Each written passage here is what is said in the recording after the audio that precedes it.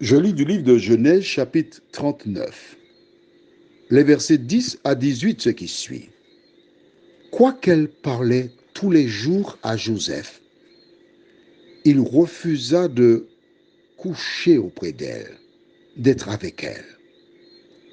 Un jour qu'il était entré dans la maison pour faire son ouvrage, et qu'il n'y avait là aucun des gens de la maison, elle le saisit par son vêtement en disant « Couche avec moi ».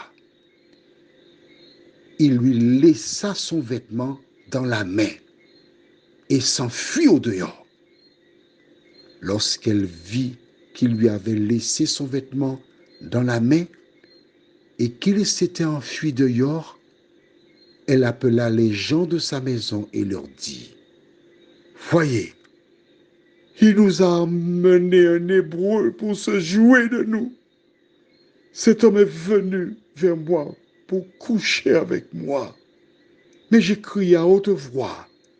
Et quand il a entendu que j'élevais la voix et que je criais, il a laissé son vêtement à côté de moi et s'est enfui dehors. »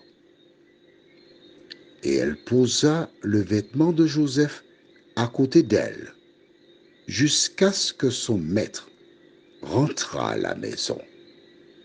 Alors elle lui parla ainsi: « L'esclave hébreu que tu nous as amené est venu vers moi pour se jouer de moi. Et comme j'ai élevé la voix et que j'ai crié, il a laissé son vêtement à côté de moi et s'est enfui dehors. » Notre thème pour aujourd'hui, c'est chaque jour. Prions. Notre Seigneur et notre Dieu, nous allons découvrir la suite de l'histoire de Joseph. Certains diront, il n'a pas de chance. Mais ce n'est pas une question de chance. Il est recherché, wanted, par le diable. Seigneur, tandis que nous découvrons ces versets, aide-nous à penser à celles et ceux qui nous entourent dans nos prières, qui affrontent des situations difficiles, nous t'en prions. Au nom de Jésus et pour ta gloire éternelle. Amen. La Bible dit que chaque jour, ou encore tous les jours, ou encore jour après jour, cette femme n'avait qu'une seule idée. Laquelle? Faire exactement le plan de l'ennemi qui incita Ève et Adam à se rebeller contre Dieu. Quand nous avons vu dans le livre de Pierre, tu as oublié la référence? Oh, il te faut marquer ça, je peux te dire ça tout le temps. 1 Pierre chapitre 5, versets 5 à 8. Votre adversaire, le diable, rôde comme un lion rugissant. L'image, c'est quoi?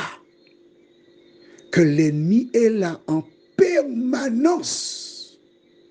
Le lion regarde là. Il veut manger l'antilope. Il ne lâche pas. Il ne lâche pas.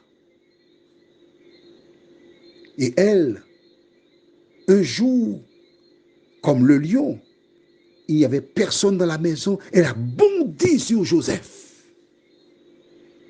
Comme une déchaînée. Elle a tenu. Elle lui a dit, Joseph, aujourd'hui, c'est aujourd'hui ou jamais, tu ne vas pas partir. Certains se laisseraient faire, dit, Seigneur, tu vois, c'est pas moi. Ça, c'est viol. Abus de pouvoir. D'autres diraient, Seigneur, tu m'as abandonné. Tu m'as lâché. Bon, Seigneur, si tu m'aimais, je ne serais pas ici dans cette situation-là. Tu m'as lâché, ben Seigneur, je te lâche aussi. Hein. Il s'est battu, vaillamment. le vêtement, tant pis, il a pris la fuite. Et nous avons vu la suite de l'histoire. Comment l'ennemi va utiliser cette femme pour inciter son époux à faire quelque chose. Que fera-t-il de Joseph?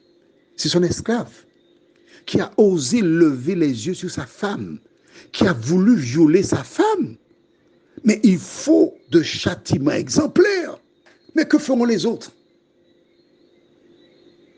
Le projet est bien ficelé par Satan. Que se passera-t-il? C'est ce que nous verrons après-demain. Pas demain. Prions.